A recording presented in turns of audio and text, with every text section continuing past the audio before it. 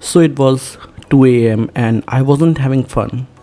I wanted to be very clear about that. I was sitting there with my back hurting and cold chai next to me that I kept forgetting to drink. I was staring at this stupid room inside a floating broken dimension, and I have been staring at it for some time. Not because the game has gripped me in some joyful way, but because there was this puzzle in front of me that I could feel the answer to somewhere just behind my eyes, and it refused to come forward. And then it did. The feeling, man, it was almost violent, like something clicked into place in my chest. Not just in the game, I actually said something out loud, not to anyone, just to the room. And then I sat there for another few minutes, just kind of processing it. Yes, that's Crimson Desert for you.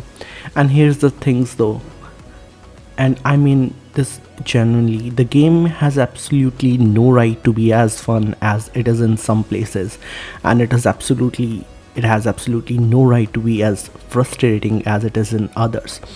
Now both of these things are true at the same time, and somehow that contradiction is exactly what makes it worth talking about. Now let me start at the beginning, and I'm going to be very honest with you. The first few hours of the Crimson Deserts are rough. Not broken, not unplayable, just rough. You get dropped into a camp raid at the very start, which is exciting. You meet Kliff and his crew, the Greymans, then you see Blackbeards, and there's this awesome fight sequence that pumps you up, right? You think, okay, this is it, this is the thing, and then comes the chapter 1 where the game puts you in the city of Hernan and gives you errands. Yes, errands. The questions they throw at you is called the trials of kindness, which in hindsight is very funny, but it essentially is go here, help this person, fetch that, talk to that guy, and you're moving around the city, learning the layout, meeting characters. It feels like a tutorial, and a very long one. But the game doesn't know it's a tutorial, or it doesn't want to admit it. So it just presents these tasks to you with a straight face, like they are meaningful story content. And then there's progression system, which the game simply does not explain. No XP bar, no level number in the corner, nothing that tells you you are this strong and the enemy is that strong. And here's the gap between you. You have to figure that out through dying mostly.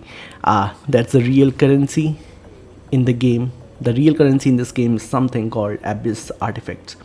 Sealed things that you find by exploring, solving puzzles, beating bosses. Each one unlocks something permanent, be it health, stamina, your combat skill, gear upgrades, and that's how you grow. But the game doesn't tell you that at the start. It just sort of expects you to notice. And then there's the navigation, which look, I respect what they're doing here. I genuinely do. But you need to know going in, there won't be any yellow paints on the wall, no glowing breadcrumbs trail pointing you to the next thing. You get an orange marker on the map that gives you general area, and from there you have to figure it out yourself. For someone who has been trained by a decade of modern open world games to look for glowing things, this is a real adjustment and a real one. But here's what happened to me. Around few more hours in the game and something shifted. Kliff enters the abyss. Abyss is this floating broken dimension that hangs in the sky above the world, and suddenly the game is just a different thing, different kind of color palette. Geometry stop making sense in the most beautiful way, and the game introduces axiom force puzzles to you. Now these are environmental riddles solved using floating rocks in the room, light sources, hidden mechanism, and game explains very little about them. You walk in, you look at the room, and mostly figure it out by yourself, and that's it. That's the instruction set. And after that, there's this cutscene, this woman, White Crow, who you have been half aware of for a few hours, turn out to have been watching you this whole time, testing you. And her reward for passing is simply she tells you to jump off the floating island. And the Kliff, by extension you, just has to trust it. You have to jump. You get your wings, gliding wings, from a stranger who just watched you solve puzzle and decided you earned it. And that one moment is the game in miniature. It's saying if you engage with this honestly, if you actually think, if you trust the design, even when it's not explaining itself, we will give you something beautiful. That's the contract. That the whole game is that contract. Chapter 2 is where the pace genuinely changes. It's basically your reunion quest where you start pulling the scattered greymans together and you realize, oh, there's actual weight here. This isn't just find your people. Kliff has grief, real grief. The story is using the reunion to excavate something in him and it works. There are also faction politics like gold leaf merchant, competing interests, people lying to you for reason that eventually make sense, and you start to understand that this world has a history and that it isn't just a backdrop. Then sometime afterward the game introduces a first boss fight and Splithorn shows up. He uses wind attack, he's fast to deal with at first. In my first attempt I lasted maybe 90 seconds, my second attempt not much longer, but by the fourth attempt I started to actually look at what game was telling me, because bosses here are also puzzles and button mashing won't help much. There's a mechanic, a specific window, an environmental element, a weak point, something the fight is built around, and the game won't tell you this. You have to find it by paying attention. You find it by dying enough time that you accidentally notice the pattern. And when you find it, when you crack the fight open, it's one of the best feeling in the game, and the game has a lot of good feelings once you get past the first wall. Around R15 the world kind of explodes. You get the Greyman camp at Howling Hill, your base, your bed, your whole camp management system is there, and that the game introduces in approximately 3 sentences and then leaves you to figure it out. There are sanctums everywhere, ancient ruins, each one with a unique puzzle inside, each one sitting there like a locked chest with no visible keyhole. Some of them are behind waterfalls, some of them inside caves with hidden walls. And I mean walls that looks like walls that you only noticed because you aimed your lantern at them and the surface reacted differently. The game hides things in plain sight and then quietly hands you the tools to find them and trust you to put that together. I'm going to be honest about something. I stood there in front of a sanctum at one point, looked at it for a while, pulled out my phone to Google it, put my phone back, stared at it some more time, sat down on the floor and thought about it for a while and then Googled it anyway. I'm not ashamed of that. Game is hard. Some of it is hard in the right way and some of it is hard in the okay, I have a job, I cannot spend 3 hours on this specific wallway. Both are valid responses. Also fast travel, and write this down, fast travel only works if you have manually tagged an obvious nexus point next to it. They are stretches of the main story path where they are non-existent. If you know if you beeline the main quest in the early chapter and don't go off-road to find these nexus points, you will spend a genuinely annoying amount of time running back across the terrain you have already crossed. Go off-road, tag the points, your future self will not only thank you because your future self won't know the crisis was avoided, but trust me on this. Let me talk about the progression system properly for a second, because it's the most interesting design choice in this game and also the most frustrating. There are 141 sealed abyss artifacts in total. Each one is a permanent upgrade. It upgrades your health, stamina, combat abilities, gear, tires. You find them by exploring properly. These sanctum boss fight challenges scattered across the world, cave that aren't on the map. The genius of this is the exploration is never wasted. The waterfall you went towards because it looked interesting, there's a sanctum behind it. The weird ruin you went off-road to investigate, it has an artifact inside.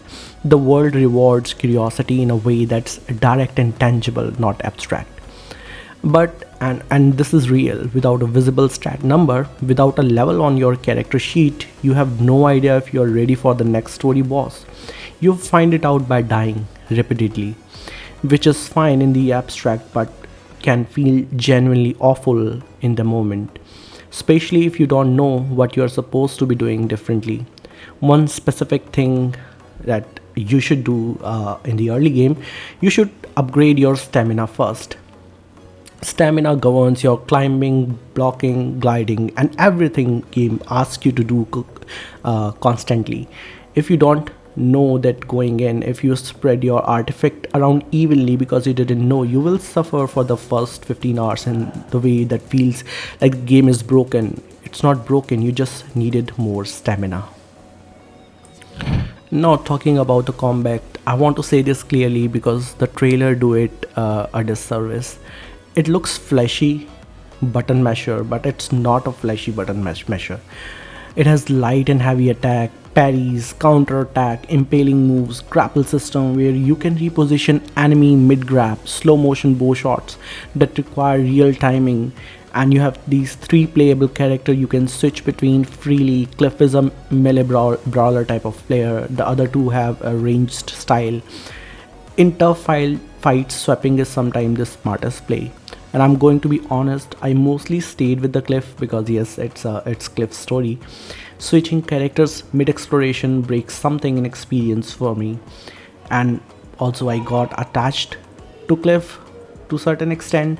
Yes, but in boss fight where I was struggling, swapping changed the dynamic and I was better for it. The control complexity is real, by the way. Some reviewers flagged it and they were not wrong. There are trigger combination for certain moves that will misfire in heated moment. You'll go for a parry and get something else. You'll try to use an item and open the wrong menu. It takes time, actual time. The game doesn't feel fluid for hours, but after some time it starts to feel like a language you are becoming fluent in. Now here's who I think this game is for. It's for the people who remember when game trusted you to figure things out, when a locked room was something you studied rather than something you waited to be told how to open, when a map was an invitation rather than a checklist. It will lose people in the first few hours who needed the game to earn them earlier. That's a genuine design failure, and I won't pretend otherwise. The opening is too slow, tutorial is too invisible, Pearl Abyss are going to lose player over that, who would have loved the thing underneath. But if you bounced off and push through the initial few hours of the game and give it until the abyss opens up, give it until your first sanctum unlocks, it will feel like a personal victory. If you are a bit more into the game, you'll find yourself finding new things, still turning corners into surprises, still standing in front of puzzle room with particular mix of irritation and anticipation. You already know that you're not stopping, you're already in it.